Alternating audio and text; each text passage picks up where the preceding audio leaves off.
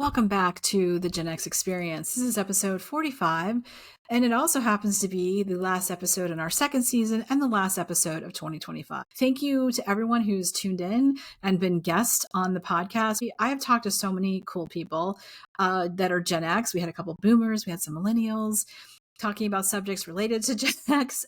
And we talked about things like ageism, beauty over 40, perimenopause, solo traveling, growing up with siblings versus without, being the MTV generation. We have covered a range of topics, and we will be covering more topics next year. And for all you men who are like, okay, I thought this was for everybody, I want some more general subjects or men-centric subjects, we will be doing that next year. So if you have suggestions for guests or topics you would like me to cover, be sure to email me. My email is in the show notes, or reach out to me on our social media channels. We are on TikTok, Threads, and Instagram at the Gen X Experience Pod.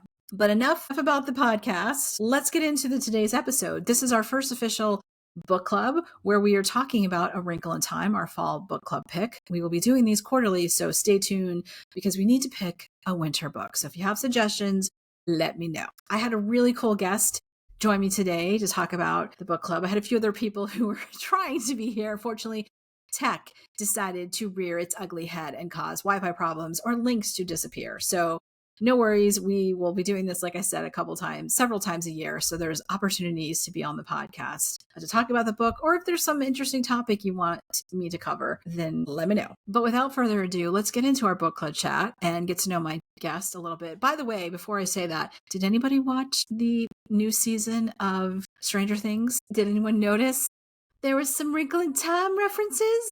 They showed the book.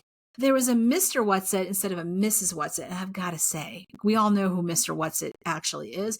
But regardless, as a child, I would not have gone with Mr. Whatsit because he is creepy, creepy, creepy. He's one of those people that you would have seen driving the white van when we were children saying, would you like some candy? And then you end up on the back of a milk carton or disappeared into other worlds. So anyways, I won't give away who Mr. Whatsit is, but I think we can all pretty much figure out that. We talk a little about that in the podcast. So just a happy coincidence. But let's get into our discussion and let's get to know a little bit more about my guest, Nicole, who is the founder of Madeleine L'Engle, a craft concierge service. In addition to that, she also has a YouTube channel where she hosts daily 10-minute video crafting breaks where you can grab your work in progress and join the kNifties for some crafting community. And I will include the link to her channel, Madeleine L'Engle, in the show notes. So if you are a crafter or have been wanting to get into crafting, this is definitely a great place because we all have 10 minutes that we can just take a break from the world and do something that brings us joy and gets our minds going in different directions. So without further ado, let's get into episode 45 and our first book club talking about A Wrinkle in Time. All right, I'm very excited to have Nicole as a fellow Gen Xer to talk about our first book club pick, A Wrinkle in Time. Before we dive into it, I want to ask you, Nicole, have you read this book before? Or like me, this was my first time reading it. So I feel like I might have read the book before, but I was so young that I didn't really remember it. And there was a time when the movie came out and I went to see the movie, but I didn't really remember it either. So I don't know if I read it and didn't remember it or if I never read it. Yeah, I definitely, when I was reading it, I was like, I don't think I read it, but I did know A Wrinkle in Time. I feel like it was all over. I mean, it's a Newbery Award-winning book, which, when we were kids, that was a huge deal to get the book with the little gold seal on it. It looks like we have the same edition. It's embossed. You can feel it. It's really fun. Yeah. Yes, for those of you who are listening to this, we both have the exact same copy of the book. And I think the cover, it says, was done in 2007. So I'm curious what the earlier, I'm sure you could find them online, but I feel like, and I could be wrong, but I feel like there used to be a picture of, you know how the lady, Miss Whatsit, she turns into some kind of creature. I feel like it was her with the three kids on their back, and they were flying through the sky. Yes, you know what? Now that you say that, that sounds like, yes, it feels like it's from our childhood.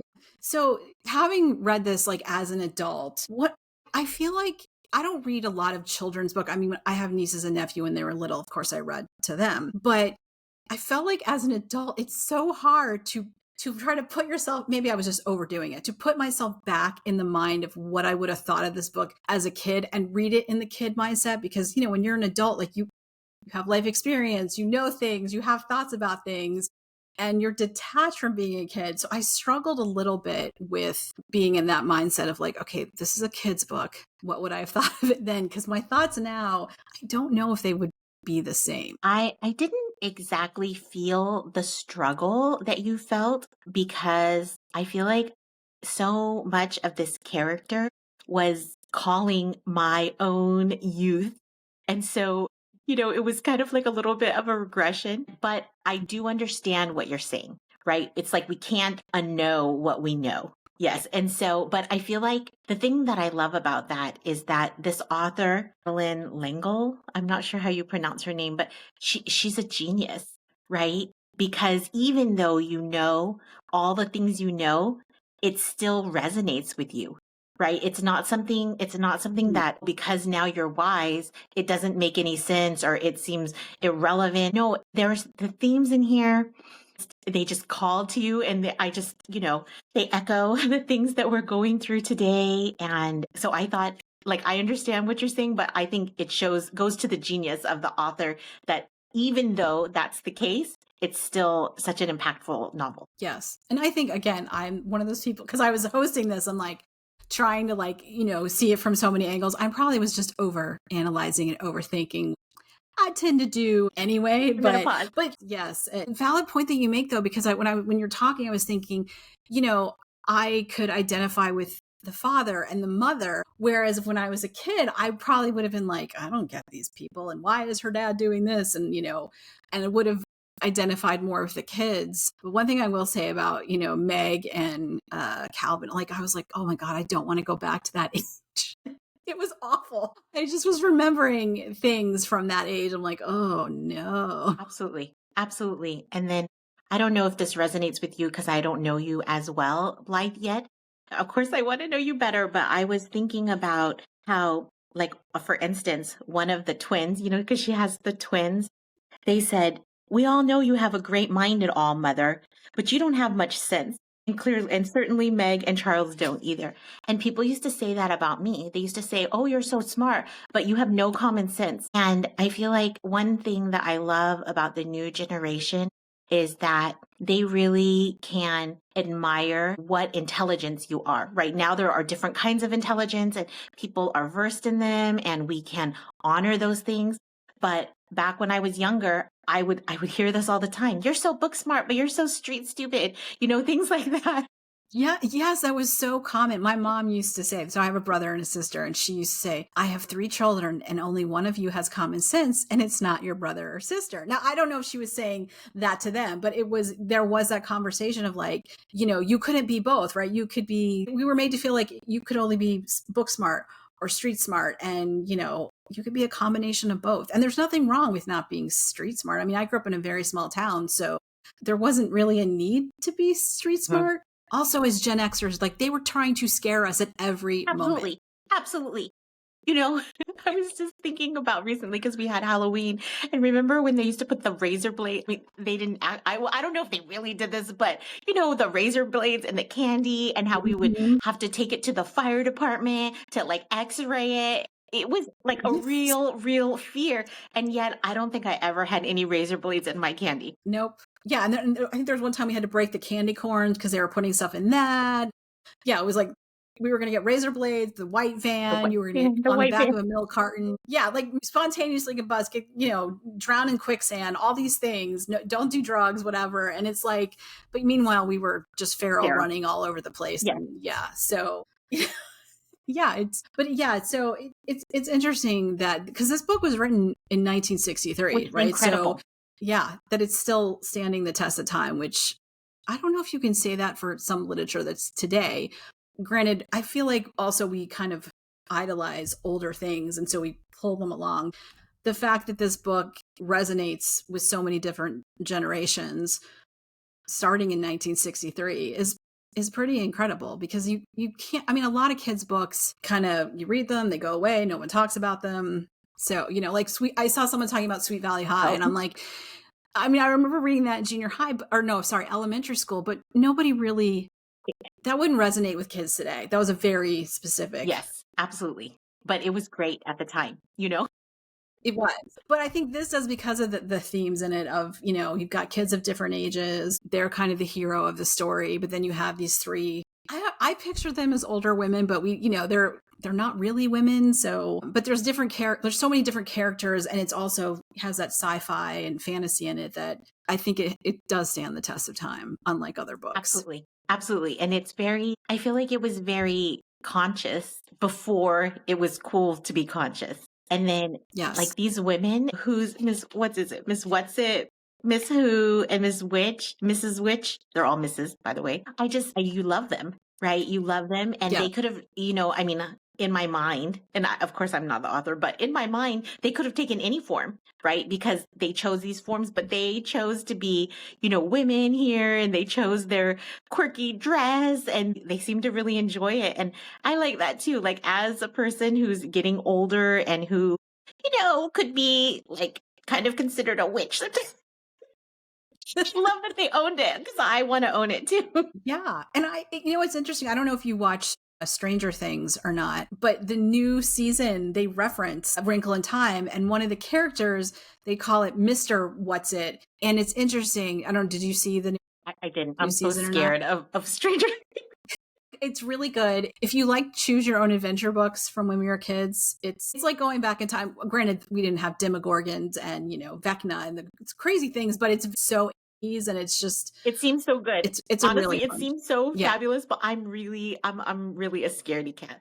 And so I'm afraid, like sometimes I'll get nightmares. So I'm afraid to watch it, but I really do want to watch it because it seems to be just such a throwback. And then isn't Selma Hayek in it? Winona Ryder. Yeah. And so she's just, she's amazing. I want to watch it, but I'm scared. Well, we're on the last season. They just showed the first four.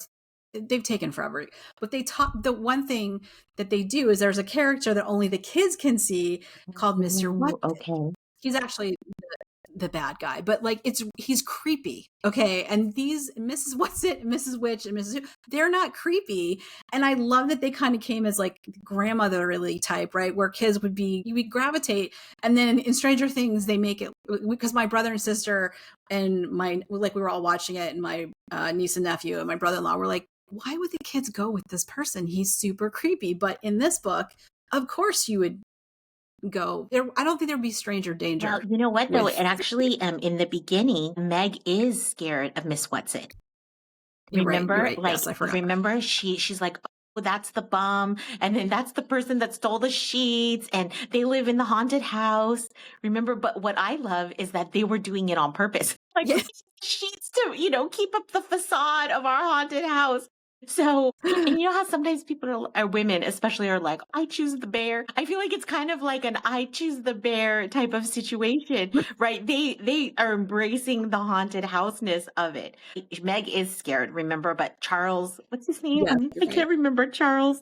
Oh, Charles Wallace. Yes, Charles Wallace. He seems to, I think because he is intuitive, right? I mean, he clearly is a special being or something, but in the beginning, it just seems like he's very intuitive. And so he can sense that they are good.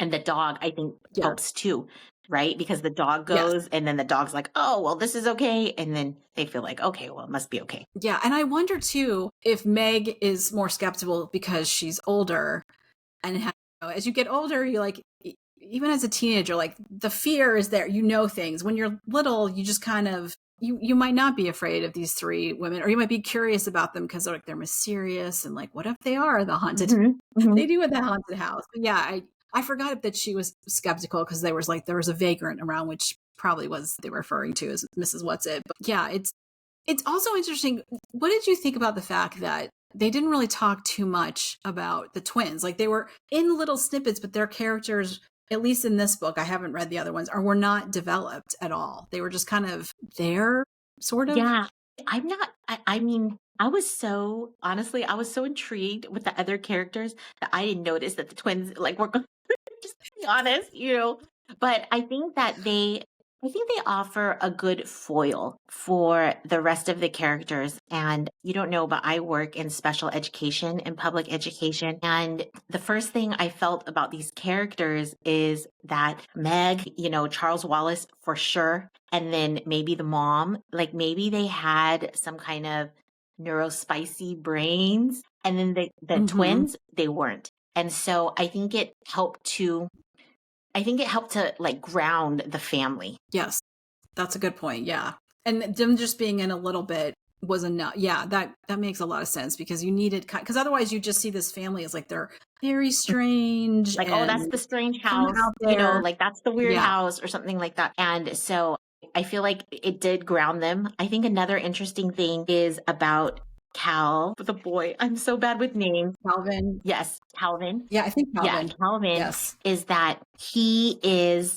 also maybe a little neurospicy, and yet Hmm. he masks a lot, right? At school, he's on the basketball team. He clearly has some turbulence at home, but he's, popular and things like that. But yet he knows he's masking, right? Because he says, for the first time, I feel like I'm coming home to their house, right? And he connects with Meg like right away in a way that Yes. she can't even believe. But I feel like he knows because he knows that he's been masking and he finally feels like, oh, this is someone that I can actually be myself with. Yes. And he seems to get her too. Yeah. Like he, lets her be herself and lets her have her emotions, but then it also kind of brings her back to reality. Like, who cares what other people think? Especially about their dad. Because even the way, the principal or, and the people in the town are referencing her dad like he ran away as if they didn't know that he was this scientist and, maybe they didn't know that he worked with NASA and he was, so they just made it seem like, oh, we know he ran away and left your mom, and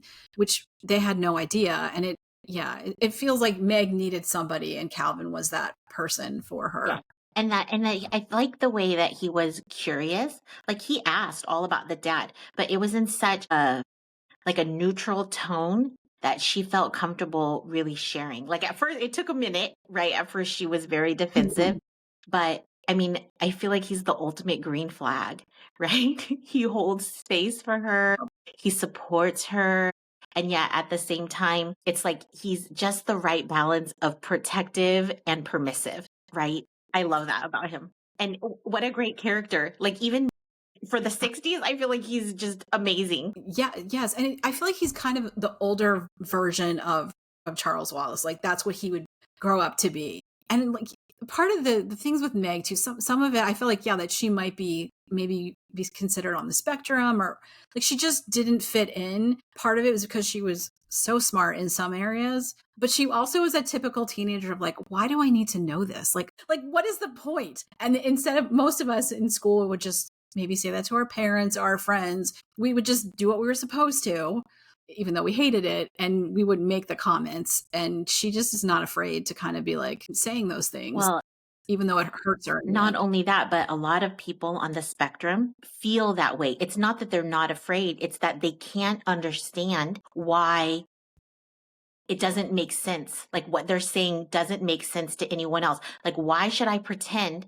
that I don't understand this and do it your way when I clearly know how to do it my way? And my way is Right. superior. Why would I pretend to do it in a less than superior way just because you said so? Yeah, because they don't have the filter that a lot of us either we learn as you get older. Because kids don't really have filters when they're little. They will just tell you things that sometimes hurt your feelings.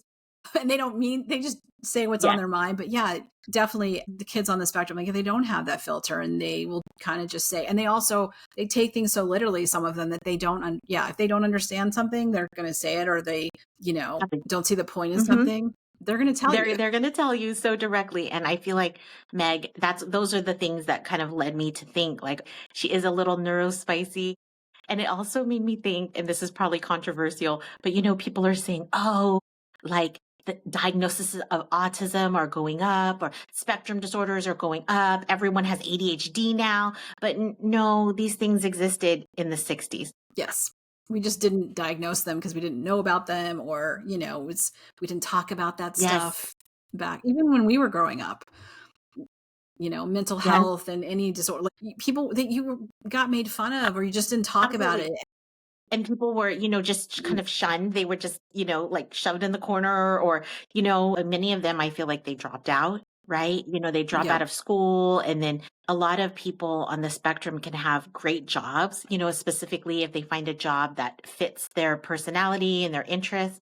And so sometimes they would just get jobs and that would just be the end of it. Yes. But Yeah. And it makes you wonder too about all the kids that were labeled the bad kids. If they had gotten help or actually people cared and understood them, would they have struggled in school? Would they have continued to embrace being the bad kids because that's what they were labeled, and no one, they weren't going to change because nobody was willing to help And them? then like Meg, I mean, she's clearly a bad kid. They're saying that she's going to fail, that they're going to hold her back. And she's clearly a genius. Like, how are you going to hold back a genius? Because she can't but the way she's acting makes it seems like that she can't do the grade level curriculum. And so I understand why they're saying that. But at the same time, it's clearly a mismatch. Yes, and I think because of it too, you see when they, go to find her dad, that she doesn't have confidence in her abilities, or she feels unsure because people are telling her, you're not Yeah. smart and you're a problem, Yeah. even though she's very good at math. But it also makes me wonder, like,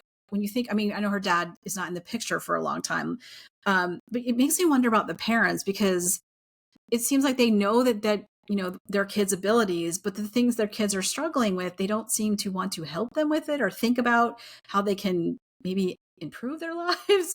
Granted, that could just be the parenting of that time I feel too. like it's probably maybe a little bit of the parenting, because it's not like for instance, I mean, we don't really see the dad, but we see the mom, right? It's not like she's being necessarily neglectful, right? She's making their dinner, even though it's in the lab. She's in tune, like she knows who her kids are, and we kind of see kind of like a bad parenting with Calvin's parent, right? Like that's pretty clear, Yeah. like, oh, she's a bad parent, not, I don't want to judge parenting, but there's kind of a contrast there. And so I just wonder if it's kind of the parenting style, it's the feral kid type of thing where you let your kid kind of figure it out a little bit. Yes. Yeah. And the mom does And I say, think, sorry, just to, kind of no, support go that, ahead. is Go that the ahead. mom does say, Meg, if you just do your work, and then all the twins say, just do it like they tell you, you'll be fine. Like she has input, but she doesn't want to take it. Right. Yes, but go ahead. Sorry, your point.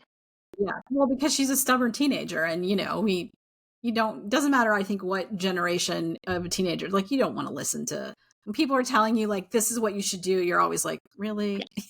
I know Yes. better, even though they're Yes. right. Yeah.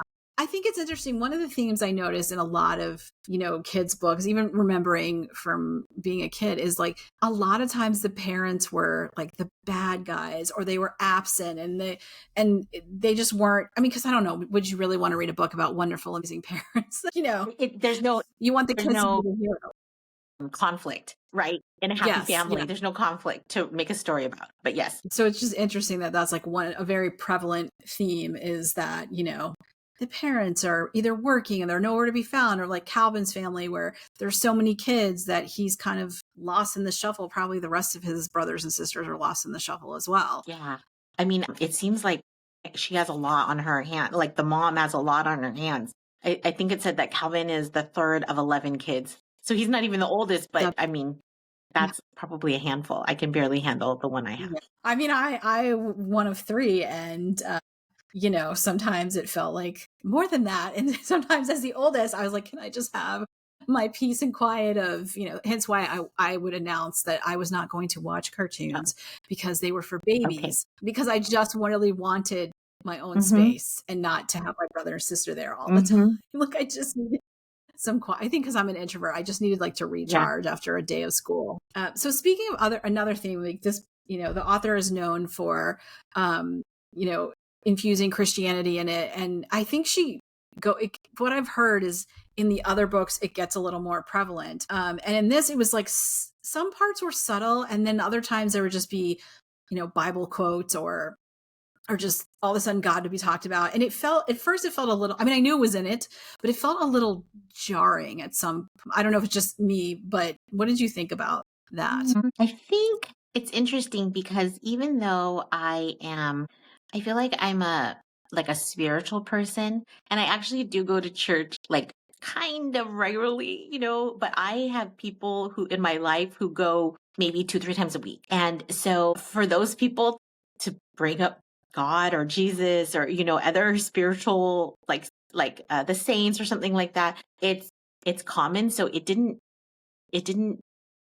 like jump out to me as much, except in that one part when they were talking about who else is like a fighter against it. right, are the black or the evil.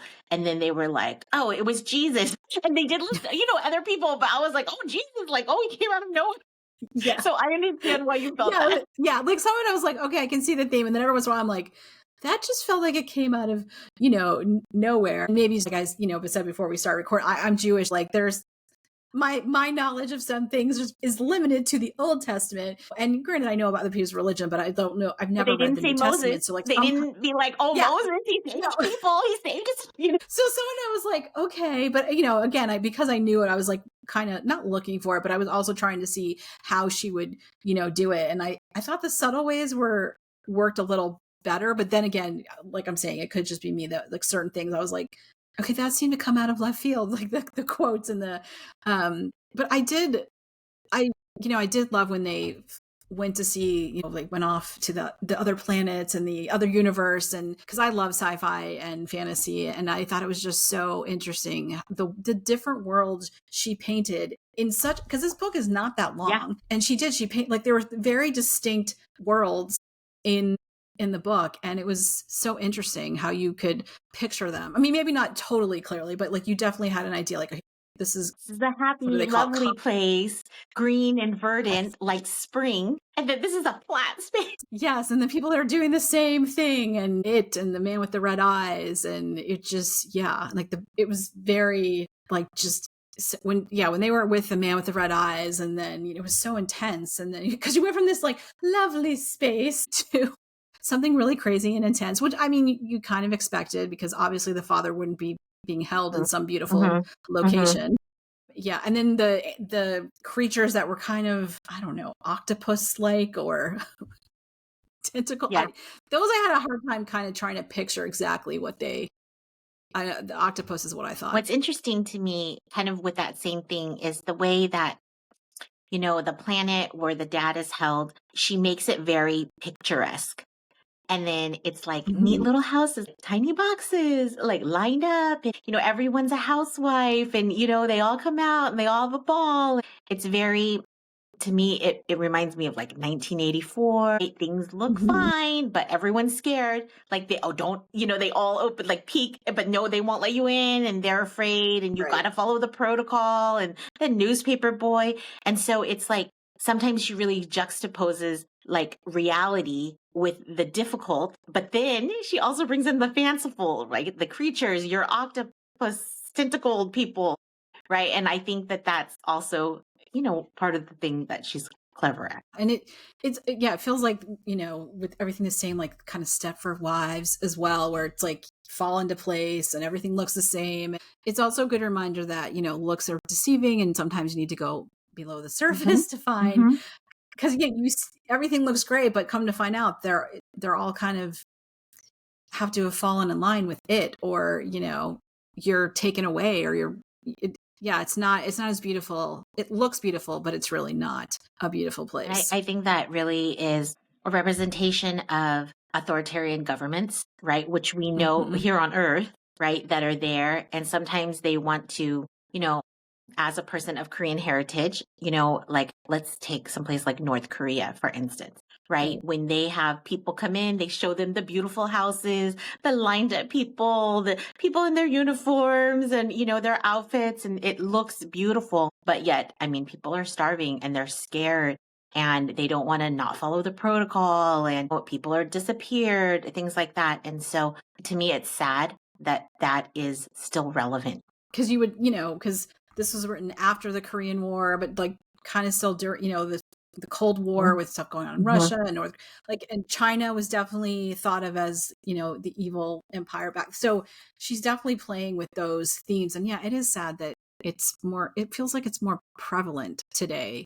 It's not just the typical North Korea, Russia, not just the axis of evil, absolutely. Yeah. And I mean, politically, some people feel that we're touching on those things here in the US as well. Yeah. And in other countries too, you see, in Europe, you see things going in a different direction. And it's very, it's like, did we not learn from history? I mean, she wrote it right there. Like, yeah. Yeah.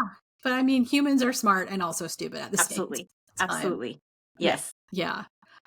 Did you have a favorite part of, the three different, is it Kamahoots, or I don't even know how I don't know. I don't know. I feel like if we watched like if we watched the movies, we would learn how they're pronounced, but I don't, you know Yes. what? I don't have a favorite part of those.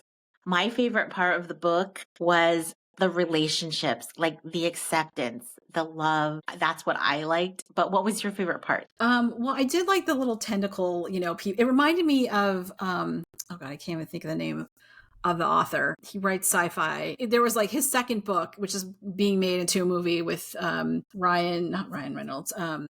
Anyway, there's like a character similar to that, and it just kind of reminded me of that. But they were so loving and comforting, and I felt like she needed that. But also, they were kind of being like, you need to accept this, and you need to stop being so mad at your dad. Which she had a valid reason to be upset with him, and I thought that was interesting too, because you would expect like, oh, she found her dad and everything's great, except Charles Wallace is still stuck with it, and she was really pissed at him. And it took her. I feel like it took those characters to be like, he did what he thought was right, and he's not saying that he's going to leave him there, but he had to make a choice, which is hard to understand as a kid. Like, you kind of have to become an adult to realize there's hard choices you have to make, and you don't always feel good about them, but sometimes you do the best that you can. Absolutely. Absolutely. And I mean, that is the hard part of being an adult, right? Is that sometimes you're just trying your best and you make the choice you make, but that it's really not a great decision.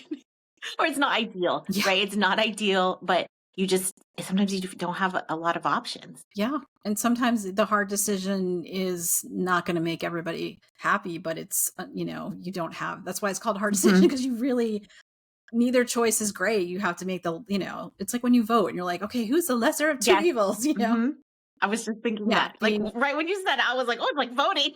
Yeah, I feel like Meg she goes through a lot in such a short amount of time of really kind of finding her strength and her power. And I love that they just like, she was the one that went and rescued her brother. And because I love when they make females the heroes, because and yes, she needed Calvin and she needed her dad, but like she was the one that had to go get her brother. And I felt like that was really helpful and empowering to her. So she felt more like, okay, I'm going to be okay. Everything's going to, it's okay to be different, but that she wasn't I think she felt like she was very weak, and really she wasn't. She just needed to come into her own self. Well, and it's because people have been telling her that, right? Oh, you're going to fail. Oh, you're not smart. I mean, all she's till, I don't know exactly how old she is, but I mean, over a decade for sure, right? She's over 10. Like, all she's heard all this time is that you're not very good. You're not good enough. Like, you could be good like the twins, or, you could be smart, like, who knows? But I think that it was a lot of programming that made her into the person that we found at the beginning of the book. Yes, which is interesting that there's religion in this, because a lot of times people feel like religion programs you to act a certain way, to be a certain way, which it does. Every religion does that to some extent, but also just society in general. And especially as a kid, when you're going to school, there's a certain way kids behave in elementary school. We all remember junior high. I still feel like the trauma from it. And then there's a certain way you're supposed to act in high school. And, I remember my teachers being like, you have to put your name on your paper this way, because when you get to high school, and then you get to high school, and like, yeah, we don't care about that. So it's like, you're just constantly being programmed to be a certain way, and you have to navigate how to just be who you are. And it's not easy. And that's really hard, right? Especially, we talk about like high schoolers, how they just want to fit in. Middle school, high school, you just want to fit in. And then in college, hopefully, if you go there, or, you graduate, it's like, oh, you want to try to stand out a little bit and find out who you really are. But I feel like as a woman, I haven't really figured out who I was until like starting in my 40s. Right. That programming is difficult. Oh yeah. Yes. And I, especially as, Silent Gen and boomers, and then Gen X, and I think even some millennials, like, we as women were told you're supposed to grow up and, yes, you can get a job, at least in our generation and in sense. And then you're supposed to, get married and have kids. Like, that's what you're supposed to do. Yes. And if you don't do that, you failed as a woman. Not all of those things. Right. Yes. Which is not possible. Not possible. No, it's, and the whole, you can have it all is ridiculous, because you can't. No, you can, but just not well. Like, you can have it all, poorly. Yeah.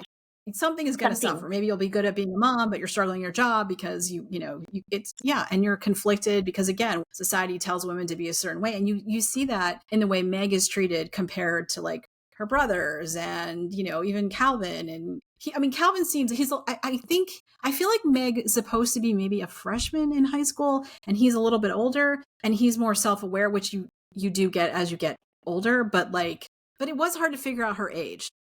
I feel like she's either a freshman or like an 8th grader, but they're at the same school for sure. I think it said that Calvin is a junior. Yes. But it's hard to tell exactly her age. Yeah, which I kind of feel like she might have done that on purpose so that you weren't, if you were reading this and you were younger than what she's supposed to be, that you would be like, well, I don't get her. But, I think if you're in elementary school, you may not understand some of the things she's going through. But if you're in junior high and high school, you're going to be like, yes, we've all been there at some point. But she definitely has that insecurity that you feel in junior high or high school, especially that during that time. It's very confusing. So confusing. It's so hard. I feel like it's at one time she says, like, this whole trip I've been trying to grab people's hands for like safety and security, and it's finally time that I stand on my own. And so I love that for her. But I mean, when we were growing up and probably in the time that this was written, like women were not supposed to go on their own. Like right. I was told never go anyplace by yourself. You should have a chaperone or you should have a man, a man, you should have a man. There should be a man there. And so right. I feel like that is important for her. Like to say, okay, well, I'm going to stand on my own. Yeah. Cause especially when this book was written, even up until, the 70s, like women couldn't get a credit card right. or a car or a house or anything without a man. Or if they did have stuff, like my mom, she married my dad in 1973 and she had a store credit card. I don't know if it was like JCPenney's or Sears. And when she went to change her name, they're like, oh, you're married? No, you can't have this card anymore. Your husband has to come get it. And she's like, but I've had it by myself until now. Yeah. So we women, and I'm sure that's part of the reason Meg feels that way, is like you're being programmed, even though her mom is not like that. Her mom is a scientist and seems very independent. But at home, at home, it seems like a safe space for her.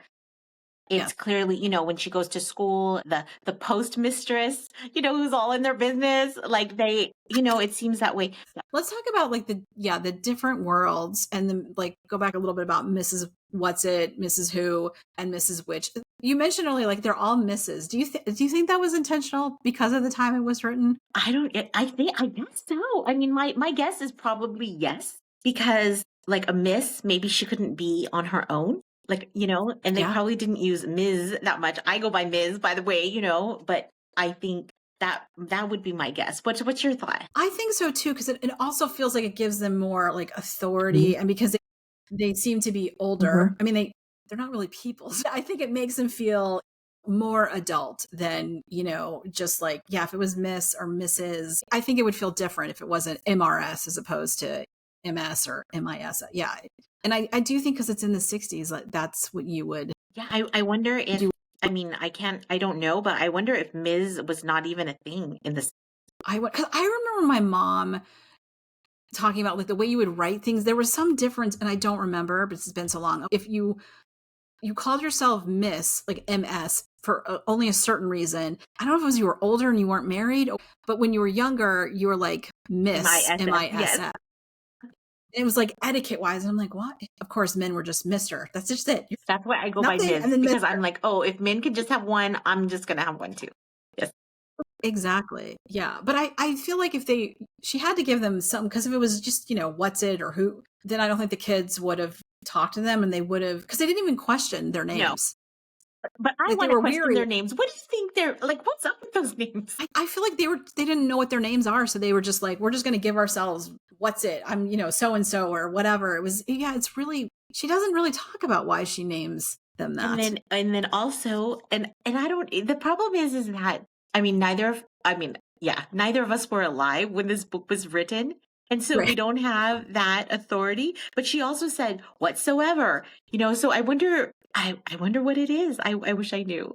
We should have researched that. But that's interesting to me too. It like calls. Because I read, it is weird. Like I read the beginning, there's like a little intro written by Anna Quinlan. And then I tried to read the acceptance speech, the new bear, but I was like, okay, I was just bored. It's too much. I was like, so maybe she talks about it. I know there's like a question, like a go fish questions for the author, and some of them were a little weird, but yeah, I don't think even in those questions she talked about it. Like, what's your idea of the best meal ever? Cream of wheat. Oh. I eat it with a spoon. I love it with butter and brown sugar. Does that even exist anymore? Does anybody? Wow, that's very, very interesting. I'm not a huge cream. I like oatmeal, but I'm not a huge cream of wheat fan for the texture. But I'm sure my son doesn't ever. I'm sure he wouldn't even know what it is. No, I don't. I feel like I don't remember anybody talk. I know when we were kids, I remember they talked about cream of wheat, and I always thought that sounded disgusting because I'm like, even though I like grits, I will take grits over oatmeal. I mean, it's a totally different thing, but I love grits. I grew up in the South, so of course, butter, salt. Yes. But yeah, it's just funny that like it's so 1963 that she'd be like, my best meal is cream of wheat. Yes. Yes. And then look at her. What is your favorite song? Drink to me only with thine eyes. I'm sure it kind of seems like a religious song. Maybe because they have thine, Yes. but I don't know. It's so funny too. In the very end of this book, that there's a whole like cast of characters. I love the cast of characters. Did you like that or no? I was like, wow, like just looking at it, I'm like, okay, I'm like, spoiler alert, Calvin and Meg get together, which you kind of figure. Like from the moment they okay, but just so you know, like this is like how crazy I am. Look, before I knew that, I didn't know.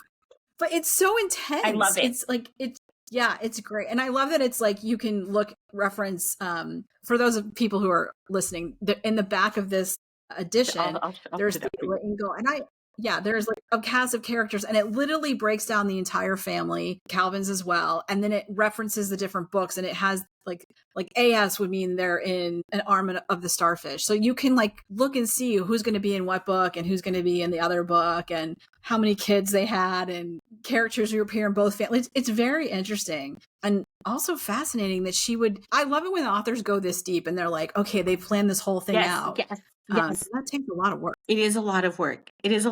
And I don't understand all of it, which I like. But I think it's so cute how they have like a bunch of kids, and then she names like each of the kids like for her family members. Isn't that cute? Yeah. It is. It's very sweet. But like, oh my God, did they have a lot of children? Mm-hmm. But I mean, Calvin comes from a big family. Of 11. I feel like, back in the days, people did have more kids. They did. Yeah. But it's also interesting that you would think that because he came from a family of so many kids and felt kind of neglected, that he wouldn't want that many kids because maybe he would worry like Meg was going to turn out like his mom, even though she's not like his mom. But like, that's a lot of children. It is a lot of children. And I just think, wow, even if you have them like one right after another, that's a lot of time to be pregnant. It is. Yeah. I'm curious I don't know if I'll read the rest. There's a lot of books and I have a whole stash of books that I'm trying to get through, but I would be curious to see like what becomes of them. Like, what does Meg end up doing? Does she go into like math or science? What happens to each of the family members and how do they evolve? Maybe there's cliff notes somewhere. Yes. I would love, like, if I had unlimited time, I would deep dive, like 100% deep dive, but I'm probably not going to. No, I mean, I think if I was a kid, maybe, but even with I had the set of like The Lion, the Witch, and the Wardrobe, and I think I only read the first book. I don't remember going past that. I read all 5. There were like 5 in a little. I had like a box with little ones in there. I read all of them. I love them. So I definitely would deep dive if I had time. And unfortunately, as adults, we have to make choices, just like you said. One thing that's interesting, I thought, in the questions was she said, "What was the name?" Yes. What was the original title of A Wrinkle in Time? Mrs. What's It, Mrs. Who, and Mrs. Which. So they must have been. Yes. There must be more to it. I probably will. There has to be. Yeah, and I love that she talks about, how did you get the idea? We were living in the country with our 3 kids on a dairy farm, and I started reading that Einstein wrote about time, and I used a lot of those principles to make a universe that was creative and yet believable. Which is incredible. So it's really, it's interesting that she was inspired by her children, where they were living, and science and religion, which, I mean, they do, some people think they don't go together. They do go together. Yeah. You can be into science and religion and both. So it's like she yeah, she created this whole world, and then kind of, it's just amazing. Like, because there's a lot of people in this, like a lot of characters, a lot of worlds, and she really did a good job, I think, of developing the characters. And even when at first I was thinking she didn't develop the twins, but when you're talking about them, like, yeah, she developed them enough for this book that they were, the sort of the normal kids in the group. Yes. Yeah. And I thought it was interesting that they talked about, just as they were outside, they were talking about how the twins had made a garden and they had like planted vegetables. There were a lot of vegetables in the garden, and it seems really nice to, be able to have a garden and to be able to like eat your own veggies. It's kind of like we're having a renaissance of those things. Oh yeah. I mean, it seems like because she was living on a dairy farm, that's probably that influence. Maybe that was something her kids did. But yeah, there's a lot of little farms and little, gardens of people, which I think is nice because we don't need concrete everywhere. So it's nice to have a little bit of greenery. And even here in Atlanta where I live, there's a couple of houses that I'll walk by that have like this designated, like their front yard is not like super manicured. It's like a wild garden and a wild, wildflowers, and they get designation by the city that this is what they're supposed to do or they're allowed to do. And it's kind of cool. It's a little weird because it looks odd in a neighborhood, but I see more and more of it. And I think the city encourages people to do that. So yeah, I wouldn't mind a garden. I mean, I live in an apartment, so I can't do a garden, but that would be cool to grow my own food. And it's kind of cool too that the twins, that's like, they're like kind of sporty, but then they're something, they have a little quirk in them too. That they're not so one dimensional, right? They're not just like jocks or whatever, that they also clearly have that side to them. Yep. And the same with Calvin too. Like he's a jock, but he's also, not your typical jock that, in every movie, they were always the bullies or whatever. Yes.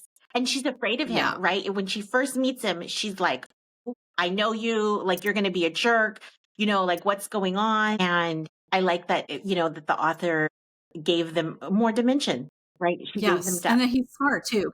Yeah. The jocks were, they're mean, they were dumb. And it's like, really, they're not all like that. I mean, yes, we all went to school with people that fit the, the stereotypes. I mean, Breakfast Club, definitely. It's like, yes, those are all the stereotypes. For a reason, Yes, and then, in that movie, like you see that the people are not just their stereotypes. That's just the bucket that people put them in. And so I think it's good that she, in this book, like nobody fit a specific bucket that they had to be in. They all had nuances to them, which is hard to do, I think, as an author, especially when you're writing about kids. I think that's absolutely challenging. Absolutely. And a lot as well, because sometimes kids don't even know who they are yet. Right. Especially that teenage. When they're young, they know who they are. And then, as you get older, but that teenage is that preteen age. They're really trying to figure out who they are as adults and like, what are their real interests and how are they really going to be? Like what personality traits do they want? Like, and so I feel like that was nice. Yeah. Cause when you think about Charles Wallace, like he's 4, 5, like he's very self-assured. Like, I mean, yes, he's special, but he already knows when he goes to school, he's going to have to do this. And I wonder like, well, once you go to school, what is that going to be? And especially once you get out of elementary school and you go to junior high and high school where the hormones kick in and then you get all confused and people are telling you you're not a kid, you're heading towards adult. And it's a very confusing time. I wonder how he adjusts to that, or does he just stay the same? It's interesting because he said, well, I just want everyone to keep thinking I'm stupid because they won't hate me as much. He says that in the book. And I feel like that's so sad. It is. And it's I find it interesting too, because usually, people are praised for being the smart kid and you were looked down on for being the not smart kids. And so it's interesting that he would rather people like him than him be he's so aware that he just needs to kind of keep his smartness away instead of going, I don't care, I'm going to be who I am. I feel like when we were growing up, and perhaps maybe in the 60s, I don't know, but there was that stereotype of being a nerd. Yes. Right. And so that was exclusive from being cool. Like you could be a nerd or you could be cool. And and so maybe he was pretty self-aware for a 4-year-old, right? So I think that's why he chose that. Yes. Well, and it's funny too when you talk about nerd, like I remember as we got older, there was like nerd and then geek, and it was okay to be a nerd because that usually meant you were smart. But if you were a geek, that was bad. Like you were just weird. But think of like movies like Revenge of the Nerds or things like that, right? That Mhm. was bad. You didn't want to be that person. No, but they won at the end. So like you rooted for them, but yeah, at the beginning you're like, oh, Right, right. ew, But no. now, they make so Yeah, much money. Like you're like, well, that's okay. right. Yes, yeah. And yeah, and I think and then a lot of times with some of the kids things, it's like the kid is super smart and Mhm. like they're have some kind of power or whatever, and they're different, but I don't think they necessarily are as nuanced as, or self-aware as this. Like she really, I guess from being a mom too, like I feel like she really was paying attention to her kids and like the different ways. I would love to hear what her kids had to Yes. say because they might have a different opinion. But it seems like she was observant of how children are and how each of them are different. And how to like kind of allow them to be who they are and yet bring out the best parts of them. Like I loved Yes. when Calvin needed to do his homework and it was in his pocket and he pulled it out. He's 2 grades ahead of her. And so he was like, "Oh, I don't know if she can help me." And the mom was like, "Oh yeah, she can help. She knows that. She Right. knows that." So she must Yeah. have known her like pretty well. Yeah. She's like, it's math. She's good at Yeah. that. Yeah. So we're getting close to the end. So would you say that, like, I don't know, would you say if you read this, like, remember reading this, would this have been a favorite, do you think? Or, yeah. Without a doubt, because I really did kind of identify with Meg, right? Like, I was a little bit on the book smart side. I was a little bit of a nerd. And I felt like the other thing is, and this is kind of a theme that's very popular right now, and that's why I feel like the book was really groundbreaking, is the way that she made someone's quirks or their neurospicy brain or whatever their superpower, right? She really Yeah. used that to say that these things are good. Whereas I felt like as I was growing up, now, of course, I'm older and I absolutely own my superpowers. But when I was younger, I felt like people wanted to just squash them. My Yes. parents used to say, girls should be seen and not heard. But I had a lot of thoughts, as you can tell, Yeah. because here I am talking. And so I felt like I would have really, identified with Meg. Yeah. Yeah. I think if I had read this as a kid, yeah, I would have really enjoyed it, especially the fantasy and sci-fi part, because I've always liked that. And it would have been cool too to see, the girl is kind of the hero in different ways than books that when we, like I remember like Strawberry Girl, my teacher read that to us in I think third or fourth grade. And I know I liked it. I don't really remember, but I remember like there weren't that many, if girls were heroes, it wasn't really like this. It was In a smart way. you It know, was like, oh, they're yes, heroes because they're so caring and love. I mean, this does have a love theme, but it's not the same kind. It's not a saccharine, sugary, like gender typed kind of heroine. It's a very right. like modern, smart, like owning your power type of heroine, which is so Yes. resonant Yeah. And today. also like, yeah. And like loving your Mhm. family, like it, love is how she gets her brother Yes. back. And which, yes, it was kind of obvious that was, but I'm like, that is true that there is power in love, and it doesn't have to be romantic love. It can be familial love. Mhm. So I thought that was really, really sweet. And I don't know if I would have read the other books or not, but I am curious about them. And I would love to find some way to just find out what I'm sure happens AI will tell us. without, Yeah, we'll have to look that up. yeah, I don't have, yeah. Well, thank you, Nicole. Thank you for showing up and being here. Course. To all the rest of you, I have your emails. But anyway, so if people, because I know you said you had a YouTube channel, if people want to connect with you and I will have your info in the show notes, but is there a place that you would like to send them? I would love for anyone who is interested in crafting to join us on our YouTube channel. It's called Nathalie Nicole, and it's spelled KNITTERIE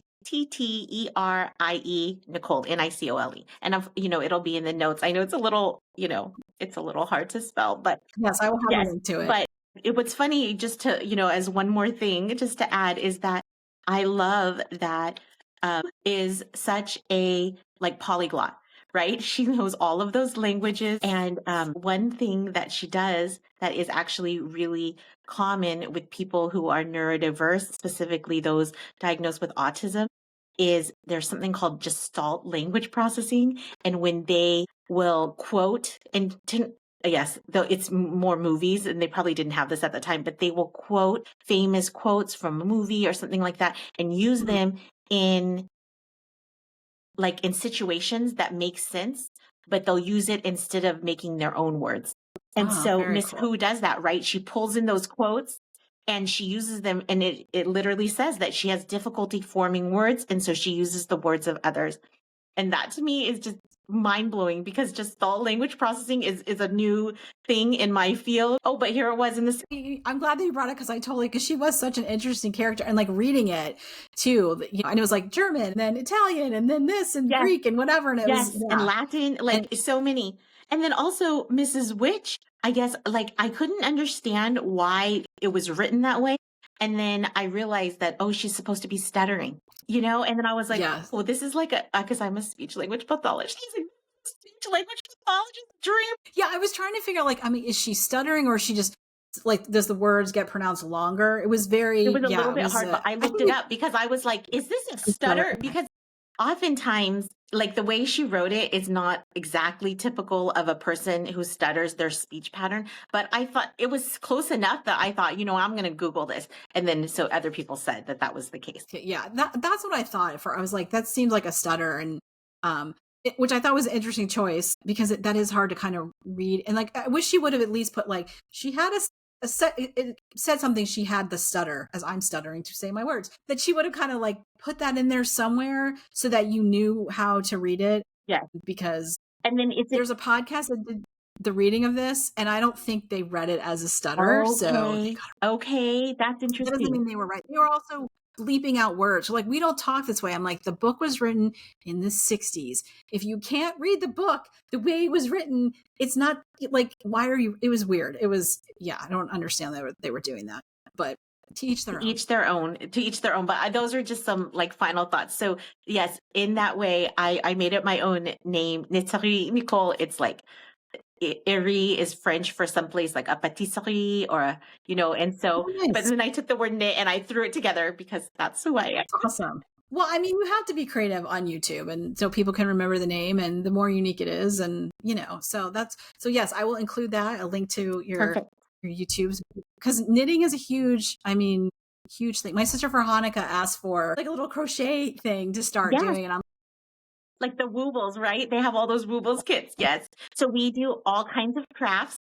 But basically it's kind of like mirroring. So I don't really give instruction. I mean, I do have tips, but the main thing is just for everyone to take some time and for themselves and do a craft. So you could just bring anything you're working on, and we set the timer, hopefully for 10 minutes, but sometimes I talk too much, but around 10 minutes, and we just sit there and we craft. Maybe you do it on your lunch break, or maybe in the morning, or just whenever you have time, which is why it's on YouTube. But it's just for us to have a little bit more peace in our lives and to have some company. Sometimes we are even though we're so connected, we feel very disconnected. So that's the goal of it. And I love it. That's so great. Yeah, because 10 minutes, you can find 10 minutes in your day. And we do need to like find stuff that brings us joy and gives us a detour, a little space outside of everything that we are supposed to do as adults in our lives and at work, and if you're a parent, and so, well, thank you again. It was so nice to have you on the show, and thank you for volunteering. Thank you for hosting this space. I had such a lovely time. The book was wonderful, and speaking with you was such a pleasure. Thank you so much, Nicole, for being a part of the first Gen X Experience Book Club. I really appreciate you spending the time with me. It was cool to get to know another fellow Gen Xer. And also to Diane and Cindy, thank you so much for messaging me. It sucks that they couldn't be here. One of them couldn't get on the podcast. The link disappeared, I think, because I hit record. I don't know. And then another one of them had Wi-Fi issues. So basically tech brought us down. Not really, but this is a great episode with Nicole, and I really enjoyed it. And I hope you enjoyed listening to us talk about the book. There's a lot to unpack and a lot of characters to discuss and a lot of different themes. And I almost totally forgot about the way that Mrs. Who and Mrs. Witch talk with the stuttering and the quotes. So I'm glad Nicole brought that up at the end. You can find all of her information, including a link to her YouTube channel, in the show notes. And with that, my fellow Gen Xers, this is the last episode of the year, episode 45. But we are not going away. We'll be back in February. I'm going to take a break in January, like I did last year. But you can find us on TikTok, Instagram, and Threads at the Gen X Experience Pod. So make sure to come join the community. The community is a little bit more active on TikTok, which is totally cool, because yes, Gen Xers are on TikTok, because we will be picking our next book club pick First, I think what I'll do is ask you guys for themes. Winter, I don't know. Choose your own adventure, I'm not sure. And then we'll narrow it down to 4 books and we will vote, and that will be announced in January. And then we will talk about that book probably in March, get it in before spring. Another thing I hope to add next year is something I've talked about before, is the Gen X Experience Roundtable, where we'll take 4 different subjects and talk about them for 15 minutes. I will be setting a timer because, as Gen Xers, we can gab. So if you'd like to be a part of the book club, if you'd like to be part of the roundtable, or you just want to be a guest, please message me. You can email me. My information is in the show notes. You can also message me on Instagram or TikTok, the Gen X Experience Pod. And thank you so much for tuning in to the Gen X Experience podcast. This has been a great second year. As you know, we were picked by AARP as one of the top podcasts for Gen Xers. I feel so honored and flattered by that. And I can't wait to go into our 3rd season. I can't even believe I'm saying that, in the new year. And I'm wishing all of you a Merry Christmas, a Happy Hanukkah, a Happy Kwanzaa. If you don't celebrate, I'm just wishing you a happy season and a Happy New Year to everyone. I hope that 2026 will be a little better than 2025, less stressful, perhaps. I don't know.